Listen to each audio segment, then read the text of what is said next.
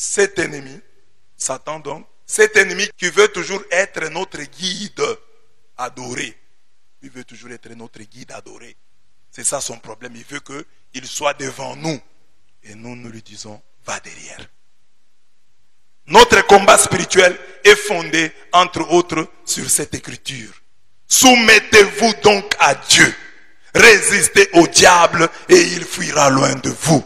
Soumettez-vous donc à Dieu. Résistez au diable et il fuira loin de vous. Jésus a résisté au diable. Nous devons aussi résister au diable et il fuira loin de nous. Jacques 4, 7. Soumettez-vous donc à Dieu. Soumettez-vous donc à Dieu. Résistez au diable et il fuira loin de vous. Malgré toute sa puissance, malgré tout ce qu'il fait, le diable, quand il rencontre une résistance, il fuit. Amen. Amen. Amen. Résistez au diable, il fuira loin de vous. Il vient, il te tente, il échoue. Il tente, il échoue. Il tente, il échoue. Il va se fatiguer. Il y a des gens sur le plan spirituel qui ont atteint un niveau où certaines tentations ne leur arrivent pas. Amen. Même vous qui êtes ici, il y a des domaines dans lesquels Satan ne peut même pas vous tenter, alors qu'il tente d'autres. Regarde la maman qui est à côté de toi, le papa qui est à côté de toi. Pose-lui la question, est-ce que Satan t'a déjà tenté de prendre du chanvre? Mais il y a des jeunes gens ici qui en ont déjà pris. Mais il y a des gens, le diable n'ose même pas. Il est sûr que tu ne vas pas accepter. Il est non, lui pour les chanvres, non. Il connaît les gens à qui il propose, prends un peu de chanvre, vole l'argent. Mais toi, il te craint, il dit non, celui-ci, les chanvres, non. Il sait. Il sait, non, je ne suis pas celui-ci. Il ne peut pas.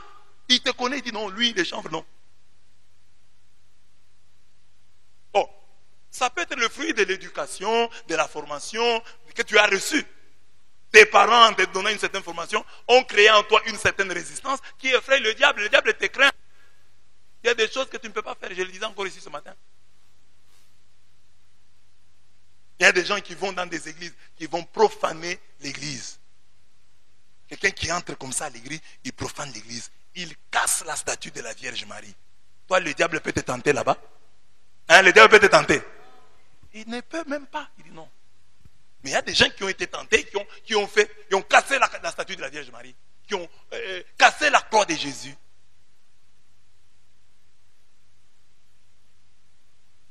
Il y a des gens qui sont tentés pour aller voler dans les maisons d'autrui.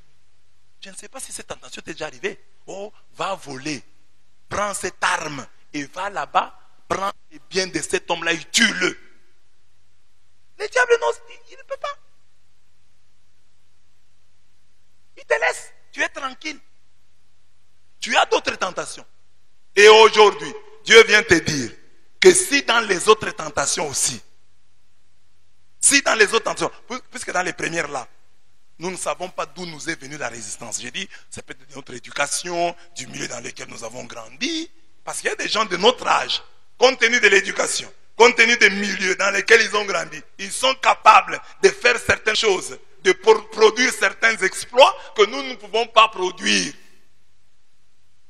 Ça, c'est une résistance créée par l'éducation, créée par la formation, créée par le milieu dans lequel tu as évolué. Mais maintenant, il faut créer une nouvelle résistance qui vient de ton combat au quotidien. La Bible dit, Jacques 4, 7, soumettez-vous donc à Dieu. Résistez. D'abord, première chose, vous vous soumettez à Dieu. Deuxième chose, vous résistez au diable. Et lui, quand il voit, il constate que vous résistez, il va s'en aller. Il va s'enfuir. Il va vous laisser. Il va dire non, là je perds mon temps avec ce garçon, je perds mon temps avec cette fille, je vais aller ailleurs, tenter d'autres personnes, parce qu'ici, je ne vais pas réussir. Et il y a des gens, des jeunes gens ici, qui luttent depuis des années contre une tentation et n'arrivent pas à tomber. Si tu continues à résister, le diable va te laisser. Le diable va dire non, là je les laisse. Il va aller dans d'autres. La Bible ne peut pas mentir. La Bible nous dit, si vous résistez au diable, il fuira loin de vous. Donc si le diable ne fuit pas loin de nous, c'est parce que nous ne lui résistons pas. Nous ne lui opposons pas une résistance farouche. Parce que la Bible ne peut pas tromper. Si la Bible dit, vous résistez, il fuit. Donc si le diable ne fuit pas, c'est que c'est nous qui n'avons pas résisté. Ou nous n'avons pas résisté suffisamment. Nous n'avons pas résisté farouchement. Je donne un exemple. Les filles qui sont ici. Un garçon te fait la cour.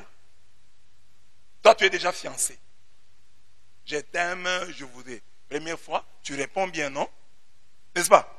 Les filles, je pose la question. Vous me regardez? Un garçon vous fait la cour. Première fois, vous lui répondez poliment, non, non, je suis occupé. Mais les garçons croient que, parce que les garçons disent, les filles acceptent indirectement. Elle peut dire, je suis occupé, elle veut que tu puisses ainsi. Tu insistes. En tout cas, je tiens vraiment à t'épouser. La fille dit, non, non, non, non, je t'ai dit que je suis occupé. Troisième fois. Mais je t'ai dit déjà, mon frère, je t'ai dit que je suis occupé. Et là, première fois tu as dit, je suis occupé avec un sourire. Deuxième fois, tu t'enfrouilles un peu le visage. Troisième fois, tu hausses le ton. Quatrième fois, comment vous faites? Si vous voulez que les garçons s'en aillent, vous faites quoi? Les filles, vous voulez vraiment que les garçons ici ne dérangent plus. Vous connaissez vos techniques, hein? Bon, je ne peux pas donner ça ici. Vous-même, là, vous connaissez. Alors, les mêmes techniques, là, que vous utilisez pour décourager une personne, c'est ça qu'il faut. Il faut amener le combat, là, dans le spirituel. Il y a des moments où vous injuriez la personne, non? N'est-ce pas? Vous injuriez la personne, hein? Ou bien vous la menacez de l'injurier. Je vais t'injurier, tu vas regretter. Je t'ai bien répondu. Quand je vais t'injurier, vous allez commencer à dire non, les filles de la paroisse sont impolies.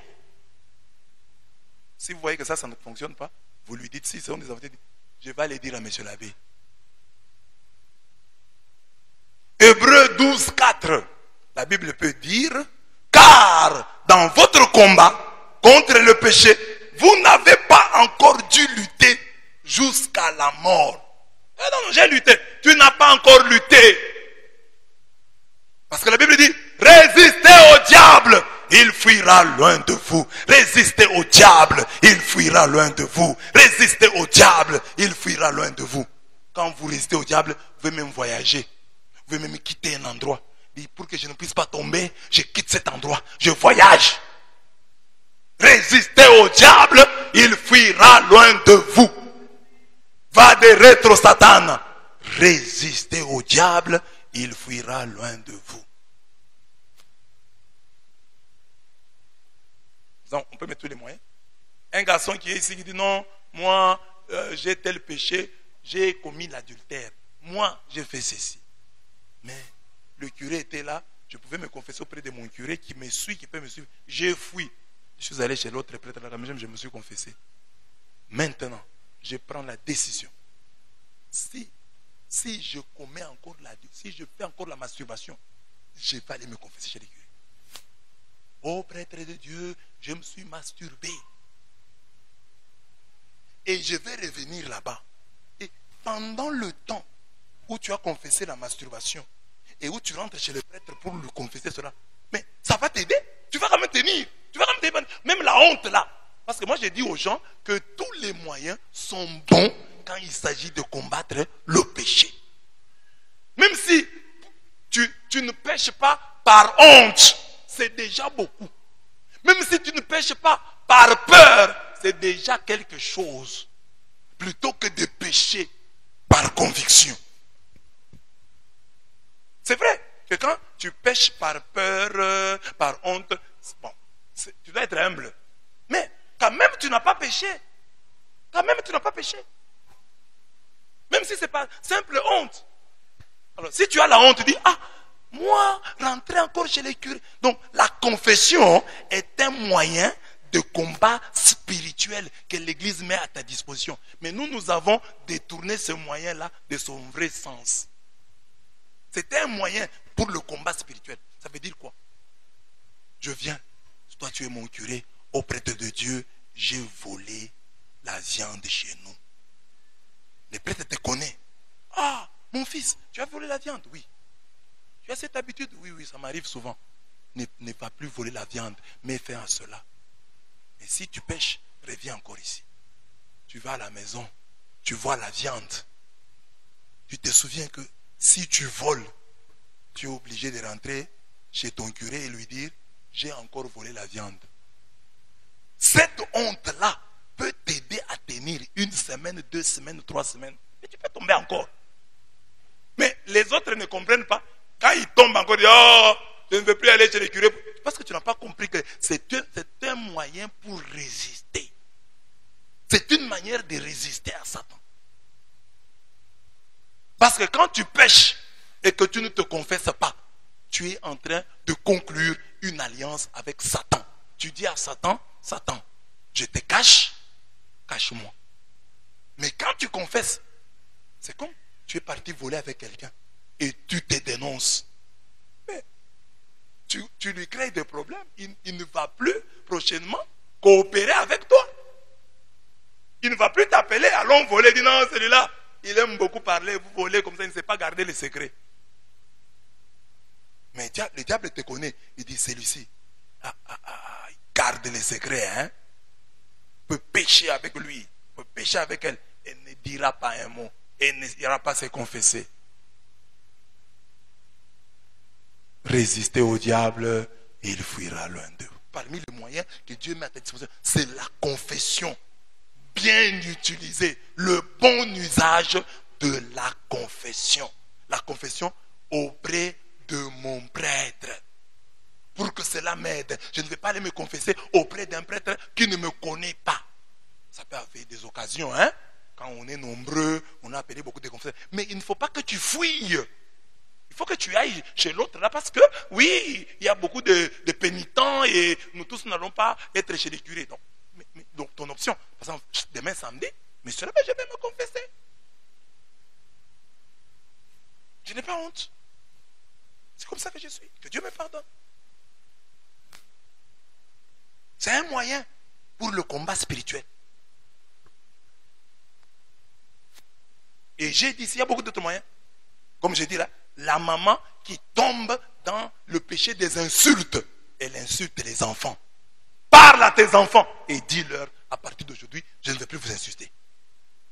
Je vous promets cela. Et je demande à Dieu de m'aider. Si je tombe, je vais vous demander pardon avec ceci, avec cela. Et les enfants vont attendre que tu puisses les injurier et ils attendront longtemps.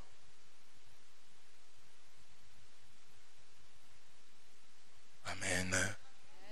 Amen. Un homme, comme je donne un exemple ici, un papa là, qui est dérangé par exemple par une femme. Papa, tu es parti, tu es tombé avec une femme à Chile. Maintenant cette femme, chaque fois t'appelle, Papa Gilbert. Papa Gilbert. Et la Bible dit, résistez au diable et il fuira loin de vous. Tu peux changer de cible. Tu peux changer de cible pour fuir. Il dit, je change de cible. La cible que j'avais, c'est ma porteur. Je change de cible comme ça, elle ne va plus m'appeler. Ou tu peux utiliser comme moyen. Tu dis, bon, comme cette femme me dérange, je vais avouer ça à ma femme. Ma femme, excuse-moi. Quand j'étais parti à Chileng, il est arrivé ceci. Maintenant, cette femme me dérange. Parle-lui, parle-lui, parle-lui. Allô, c'est qui? C'est moi la femme de Papa Gilbert. Ne l'appelle plus. Et chaque fois qu'elle appellera, tu passeras à ta femme. Elle appelle. Elle va continuer. Ok, nous ne résistons pas. Mais papa, s'il est là, il va sortir. Quand la femme là va appeler, allô? Oui, directeur. Non, non, non, non, non, non, non, non, non, demain, oui, demain. C'est bon, c'est bon. Non, non, c'est très bon. Ok, ok. Ok. Oui. Moi aussi. Il conclut avec moi aussi. Moi aussi quoi?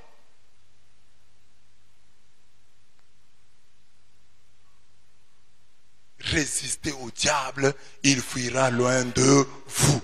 Soumettez-vous à Dieu, résistez au diable, il fuira loin de vous. Va de rétro Satan, va de rétro Satan, va de rétro Satan, arrière de moi, Satan. Ne sois pas mon guide. Bois toi-même le poison. Ce que tu m'offres est mal. Alors nous avons 4 lieux de libération. Premier lieu de libération, les moqueurs ou les moqueries. Passe derrière moi avec tes moqueries. Passe derrière moi avec tes railleries. Jérémie dit dans la première lecture que nous avons entendue, il dit, quand je parle de toi Seigneur, il n'y a qu'indifférence. Les gens se moquent de moi. Je dois crier. Les gens me découragent. Quand je parle de toi, ils rient, ils se moquent de moi. Je prends aussi la décision, je dis, je ne vais pas parler de toi. Mais quand je prends la décision de ne pas parler de toi, il y a en moi comme un feu qui me pousse toujours à parler. Je ne peux pas me taire. Tu m'as séduit et je me suis laissé séduire. Je ne peux pas me taire. Le feu, ton feu est en moi. Ta parole est en moi. Je ne peux pas me taire. Chaque fois que j'ai à parler, je dois crier et proclamer. Pour que les gens m'écoutent, je dois leur dire, Dieu va dévaster votre pays. Il y aura la guerre. La parole de Yahweh a été pour moi source d'opprobre et de moquerie tous les jours. Va de rétro Satan. Ça signifie quoi? 1. Passe derrière moi Satan. Tes moqueries, tes railleries ne me décourageront pas. Tu peux te moquer de moi. Tu peux utiliser des gens pour qu'ils se moquent de moi. Vous ne réussirez pas. Il y a en moi un feu. Il y a en moi un feu. J'ai une forte personnalité qui me vient du Saint-Esprit. Il y a le feu du Saint-Esprit en moi. Vous pouvez rire. Vous pouvez monter, descendre. Le feu est très fort. Le feu est ardent. Vous ne l'éteindrez pas. C'est pourquoi je me moque de vos moqueries. Je me moque de vos moqueries. Le Saint-Esprit qui est en moi se moque de vos moqueries. Amen. Amen. Amen. Amen. Parce qu'il y a des chrétiens ici qui se découragent facilement quand les gens se moquent d'eux. Quand les gens leur compliquent les bidons, leur rendent la tâche difficile. Nous voulons servir Dieu dans les honneurs. Nous voulons servir Dieu dans les acclamations. Mais quand il y a des moqueries, quand il y a des critiques, quand il y a des railleries, quand il y a des médisances, quand il y a des calomnies, nous nous décourageons. Or nous devrions dire, quand on nous critique, c'est que nous sommes un arbre qui a des fruits. On nous jette des pierres qu'à l'arbre qui a des fruits. On nous critique que c'est lui qui a réussi. Le fou, on les laisse tranquilles. Les fous, tout le monde s'en fout. Mais toi, les gens te poursuivent. Toi, tu vas toujours à la prière. Tu veux nous montrer quoi? Toi, tu parles toujours de Dieu. Tu veux nous montrer quoi? Tu pries beaucoup, mais tu as quoi? Ne te décourage pas. Amen. Ils ont déjà vu que tu auras quelque chose. Ils ont déjà vu que tu as quelqu'un. Même si tu n'as rien, mais tu as quelqu'un. À partir de ce quelqu'un, tu auras tout. Amen. Ne te décourage pas. Ne te décourage pas. On se moque de moi. On se moque de moi. Que je prie. Depuis que je prie, je suis toujours une vieille fille. Je coiffe la Sainte Catherine. Je n'ai pas de mariage. On me demande même, tu n'as même pas de fiancé. Riez comme vous voulez. Faites des commentaires comme vous voulez. J'ai quelqu'un. L'inventeur du mariage. L'origine du mariage. Quand je me marierai, vous fermerez votre bouche. Vous ne parlerez même pas. Vous n'aurez même pas le temps de parler. Il faut que toi comme chrétien, tu sois vacciné contre les moqueries, contre les calomnies, contre les accusations, contre les railleries. Que tu ne suives pas ce que les gens disent. Que tu suives ce que ton Dieu dit. Ton Dieu dit, ton heure viendra. Et ceux qui parlent ne parleront plus. Ceux qui parlent se tairont. Ceux qui disent des choses se tairont. Ils la fermeront. Ils la fermeront. vous savez la joie que ça donne? Vous savez que la joie que ça donne de savoir que les gens se sont moqués de vous et qu'aujourd'hui Dieu vous a visité. Le pain que vous mangez après cette épreuve a un autre goût. A un autre goût. Les gens vous ont abandonné et Dieu vous a secouru. Oh, le pain que vous avez, il a un autre goût. Amen. Il a un autre goût. Amen. Donc, vous comme chrétiens, ne soyez pas inquiets quand les gens veulent vous décourager. Quand les gens se moquent de vous. Jérémie dit, ils se sont moqués de moi. Ils m'ont humilié. Mais je n'ai pas lâché. Parce qu'il y a en moi un feu qui m'a donné, qui a fait de moi une forte personnalité. Le chrétien doit être une forte personnalité. Et la source de la force de sa personnalité, c'est le feu qui est en lui. C'est le Saint-Esprit qui est en lui. Les gens peuvent parler. Les gens peuvent monter et descendre. Quand ce que tu fais vient du Saint-Esprit, ça ne dépend pas de toi. Ils parleront, tu continueras. Amen. Ils calomnieront, tu continueras. Amen. Ils dévaloriseront ce que tu fais, tu persévéreras. Parce que ce que tu fais ne vient pas de toi, ce que tu fais vient de Dieu.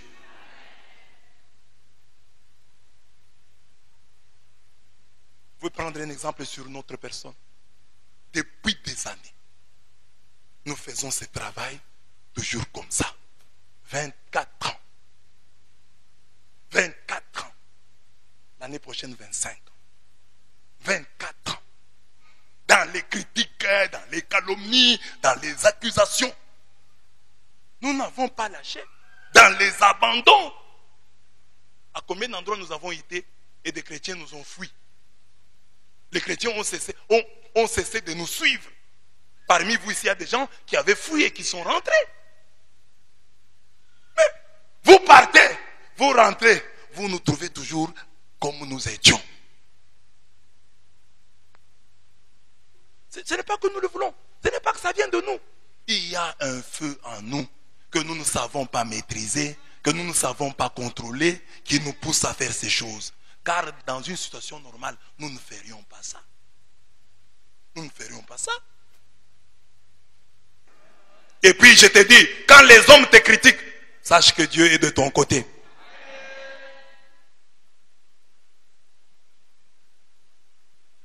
Dans ce sens, avoir une forte personnalité, je l'ai dit ici, pour un chrétien, c'est être rempli du Saint-Esprit. Quand il est en nous, il nous fait comprendre que les moqueries et les insultes du diable sont la preuve que nous sommes dans le bon. Si le diable commence à t'injurier, c'est que tu es dans le bon.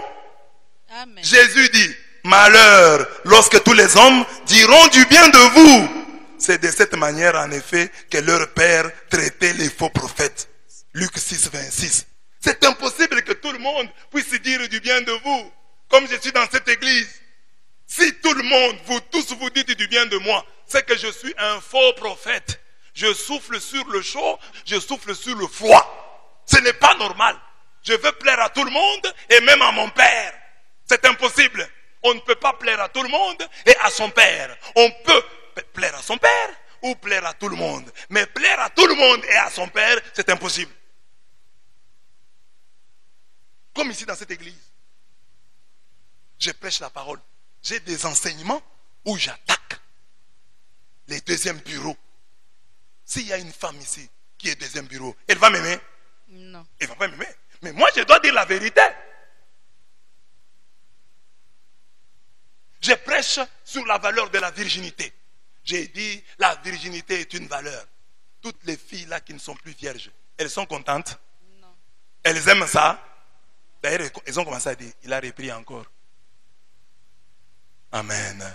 Amen. Amen. Amen.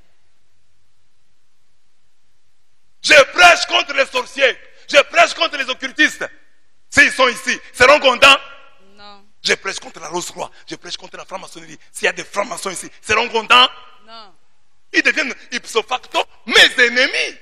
C'est pourquoi je dis, tout le monde ne peut pas parler en bien de vous. Parce que si vous êtes prophète, vous attaquez là-bas, vous tirez à gauche, vous tirez à droite. Et les victimes de vos balles ne vont pas vous aimer. C'est ainsi que lorsque vous entendez quelqu'un dire du mal d'un prophète, d'un homme de Dieu. Cherchez à les situer. Pourquoi il dit ça? Pourquoi il dit ça? Et moi, je peux être victime de choses que je ne connais même pas, que je ne maîtrise pas. Exemple ici à l'église, comme je prêche. Une fille passe par la rue, un garçon lui fait la cour. La fille, non, moi je ne peux pas. Moi, en tout cas, tel que l'abbé Blaise nous a prêché, je ne peux pas accepter ça. Si tu veux ça, nous allons nous présenter. Je vais devenir l'ami de ce garçon-là. Il ne va pas m'aimer. Il ne va pas m'aimer. Vous étiez du monde, le monde aimerait son bien. Mais parce que vous n'êtes pas du monde, puisque mon choix vous a tiré du monde, pour cette raison, le monde vous hait. Rappelez-vous la parole que je vous ai dite. Le serviteur n'est pas plus grand que son maître. S'ils m'ont persécuté, vous aussi vous persécuteront. S'ils ont gardé ma parole, la vôtre, ils la garderont. Jean 15, 19 à 20. Parfois, nous nous plaignons pour rien. Jésus nous a dit ici, mais moi Jésus, ma parole n'a pas été gardée. Toi, quand tu veux que ta parole soit gardée, tu es fou. Tu es fou. Il faut donc que nous soyons réalistes. Jésus dit, s'ils ont gardé ma parole, ils garderont la vôtre. Or, ils n'ont pas gardé ma parole, donc ils ne garderont pas la vôtre. Logique. C'est normal. Jésus a ressuscité des morts. Jésus a nourri 5000 hommes. Jésus a changé l'eau en vin, mais on l'a crucifié. Toi, tu n'as rien fait. Et tu veux qu'on ne te crucifie pas? C'est lui qui a fait de bien, on l'a crucifié. Seulement toi. Soyons réalistes. Dis à ton voisin, si on l'a crucifié Jésus, qui est passé en faisant le bien, et que dire de toi qui fais le mal? Parce que nous-mêmes, si nous disons nous faisons le bien, nous avons toujours des mots que nous commettons, des forfaits que nous commettons. Donc quelque part, si les gens nous persécutent, c'est justice. Mais nous voulons que nous, qui ne faisons pas le bien, que le monde entier soit à nos pieds, nous adorant, nous adulant. C'est de l'irréalisme. C'est de la prétention. Nous voulons être plus que Dieu. Donc le chrétien doit s'attendre à la persécution. Les chrétiens doivent s'attendre aux moqueries, aux railleries. Les gens doivent se moquer de lui, c'est normal. Si tu es chrétien et qu'on ne se moque pas de toi, on ne te critique pas, c'est que tu ne l'es plus. Tu n'es plus chrétien. Tu n'es pas chrétien. On ne te calomnie pas, on ne raconte pas d'histoire sur toi. C'est que tu ne déranges personne. Tu ne déranges personne. Tu es devenu inodore. Tu es insipide. Tu es sans couleur.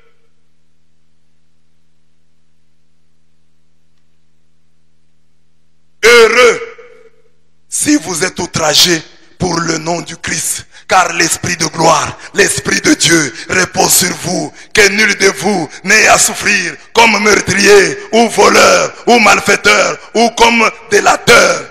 Mais si c'est comme chrétien, qu'il n'ait pas honte, qu'il glorifie Dieu de porter ce nom. 1 Pierre 4, 14 à 16. Si vous êtes outragé, bon, j'en parle parce que je veux que quelqu'un se confie. C'est pas parce que Jésus a dit qu'il y a des gens qui vont vous outrager que toi tu fasses partie de ce groupe-là. Non! C'est le dernier point que je dirais. Il ne faut pas que ça vienne de toi, que ça vienne des autres, pas toi. Tu outrages ceux qui parlent au nom de Jésus. Tu te moques de Jérémie. Il y a des Jérémies aujourd'hui, ceux qui parlent et qui doivent crier. Quand je dois parler, je dois crier, je souffre. Il ne faut pas qu'il en soit ainsi. Les prédicateurs de la parole de Dieu ne doivent pas souffrir à cause de toi. Les prédicateurs de la parole de Dieu, s'ils souffrent, qu'ils souffrent parce que quelqu'un d'autre ou quelques-uns les font souffrir, pas toi. Ne sois pas de ce groupe-là. C'est mon dernier point que je donne ici. Donc, va de rétro Satan. Je ne me laisse pas décourager par les moqueries. Je ne me laisse pas décourager par les railleries. Deuxième point, va de rétro Satan. Je refuse d'entrer dans le groupe des moqueurs. Je ne ferai pas partie de leur groupe. Ils ne m'enrôleront pas. Je ne serai pas dans leur camp. Et le psaume 1er nous dit ça. Il dit, heureux l'homme qui ne marche, lisons ensemble, heureux l'homme qui ne marche pas selon le conseil, qui ne s'arrête pas sur la voie et qui ne s'assied pas en compagnie de moqueurs. C'est lui qui ne s'assied pas avec les moqueurs. Ton mari est un moqueur, ta femme est une moqueuse. Et tu ne dois pas t'asseoir avec lui. Quand il commence ce dossier-là, papa, laisse ce dossier-là. Ne faisons plus souffrir Jésus-Christ. Ne faisons plus souffrir Jérémie. Ne faisons pas partie des grands prêtres et des scribes qui ont tué Jésus. Ne faisons pas partie de ces gens qui ont fait souffrir Jérémie. Jérémie en parle, Jérémie 20, 7 à 9. Il dit, quand je parle, il n'y a que l'indifférence. On se moque de moi. Ne fais pas partie, ne t'assieds pas en compagnie de moqueurs. Mais trouve ton plaisir dans la loi du Seigneur. Et médite-la jour et nuit. Psaume 1er 1 à 2. Et on va continuer à dire, celui qui est comme ça, il est comme un arbre. Celui qui est comme ça, il est comme un arbre planté auprès des eaux. On dit que c'est un arbre sans saison. Quelle que soit la saison, il va porter du fruit. Quitte le groupe de moqueurs. Amen. Quitte le groupe de moqueurs. Amen. Les gens qui à Chikama, à l'université, se moquent de leurs frères. Les gens qui au quartier se moquent de leurs frères. Les gens qui dans la parcelle se moquent du voisin.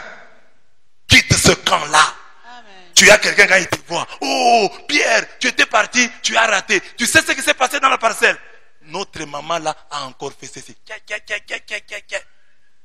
Quitte les groupes là. Quitte les groupes de moqueurs. Quitte les groupes de moqueurs. Quitte les groupes de moqueurs. Sors. Quitte ce monde-là. Les gens qui se mettent toujours à parler en mal des autres. S'il a fait ça, c'est parce que quitte ces groupes-là. C'est un groupe de losers. Je vous l'ai déjà dit et je vous le répète. Si tu as l'habitude de te retrouver en compagnie de moqueurs et que tu es dans ton élément, tu es bien quand tu es avec eux, tu te sens à l'aise dans ce groupe-là, sache que tu as déjà échoué. Sache que tu as déjà échoué. Mais si tu veux savoir qu'un jour tu iras de l'avant, quand tu te retrouves dans un groupe comme ça, transpire. Ne sois pas à l'aise. Étouffe. C'est la preuve que tu as une grande destinée. Je te dis. Je te dis.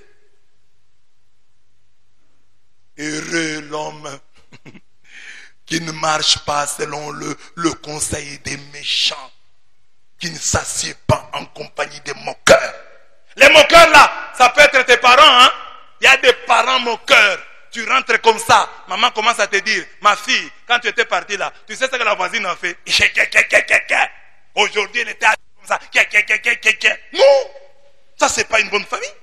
Il y a des familles, vous êtes assis à la maison et les voisins sont en train de se lancer des injures. Et c'est votre maman qui dit, taisez-vous d'abord, qu'on entende comment ils sont en train de s'injurier. Ça c'est quelle famille? Il y a des enfants qui ont appris les malheurs, les péchés des prêtres, des hommes de Dieu à partir de leur maman. C'est la maman qui est venue parler de ça à la maison. Et les enfants ont su. Et 10 ans après, tu vas commencer à te plaindre. Mes enfants ne sont plus catholiques. Qui a livré l'église? C'est toi qui connaissais tel secret de tel prêtre et qui est venu en parler à tes enfants. Et après tu vas te plaindre. Tous mes enfants sont en train de fuir l'église catholique. Tu leur as donné quel témoignage? Parce que le bien que les prêtres font, tu n'en parles pas. Tu ne parles que du mal des prêtres. J'ai déjà prêché ici. J'ai dit, tu ne parles pas du bien dont tu as des preuves. Tu ne parles que du mal que tu soupçonnes. Le mal dont tu n'as pas de preuves, c'est de celui-là que tu parles. Le bien dont tu as les preuves, tu n'en parles pas. Mais tu ne parles que du mal que tu soupçonnes, dont tu n'as pas de preuves. Oh, je pense que c'est de ça que tu parles. Mais les preuves que tu as, tu ne vois même pas.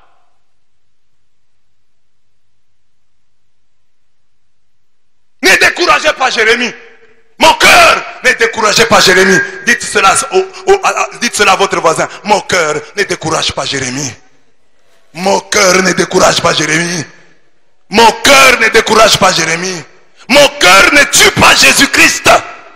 Parce que des gens, si je te pose la question, si tu étais là du temps de Jésus, tu les tuerais? Voilà, tu te trompes. Le frère dit ici que s'il était là du temps de Jésus, il ne le tuerait pas. Je vais te poser un examen. L'examen, c'est le suivant. Si tu veux savoir à quel camp tu appartiendrais si tu avais vécu du temps de Jésus, regarde comment tu traites aujourd'hui les Jérémies de ta vie, les hommes de Dieu. Comment tu les traites? Comment tu es avec le curé de ta paroisse? Comment tu es avec les prêtres qui te prêchent? L'attitude que tu as vis-à-vis des prêtres, c'est la même attitude que tu aurais eu vis-à-vis de Jésus-Christ. Tu vas me dire, les prêtres de ma paroisse se comportent mal. C'est pourquoi moi aussi, je me comporte mal. Il y a ceux qui ont tué Jésus, ils étaient aussi convaincus que Jésus se comportait mal. Ils ne voyaient que le mal de Jésus. Jésus guérit un aveugle le jour de sabbat. Et qu'est-ce qu'il voit? Jésus a violé le sabbat.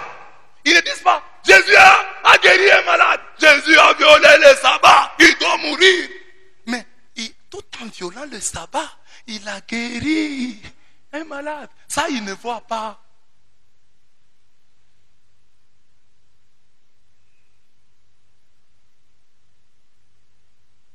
Donc, vous pouvez dire, non, moi, si j'étais le temps de Jésus, je n'allais pas tuer Jésus. Non, c'est pas vrai. Comment tu traites les Jésus d'aujourd'hui? Ça peut être ta maman qui te dit la vérité. Ça peut être ton papa qui te dit la vérité. Ça peut être le prêtre qui te dit la vérité. Ça peut être ton professeur. Ça peut être le président de la liturgie. Ça peut être le président de la chorale, les dirigeants de la chorale. Tous ceux qui te disent la vérité. Tu les traites comment? Va de rétro, Satan. Arrière de moi, Satan. Je ne veux pas de tes moqueries. Je refuse tes moqueries. Je refuse d'être du groupe de moqueurs. Amen. Je ne tuerai pas Jérémie. Je ne tuerai pas Jésus-Christ. Les Jésus-Christ d'aujourd'hui, moi je vais les honorer. C'est lui qui me dit la vérité. Si je ne suis pas d'accord avec lui, au moins je vais me taire. Au moins je ne vais pas lui créer de problèmes. Au moins je vais examiner mon cœur pour dire que je me convertisse. Dans ma vie, je m'attellerai plus au bien que je vois. Je ne focaliserai pas mon attention sur le mal que je ne vois pas et que je soupçonne. C'est ça aujourd'hui. Chasser Satan, être libéré de Satan, les démons, les patrons, les mentors et les sponsors des moqueurs. Il faut les chasser de ta vie.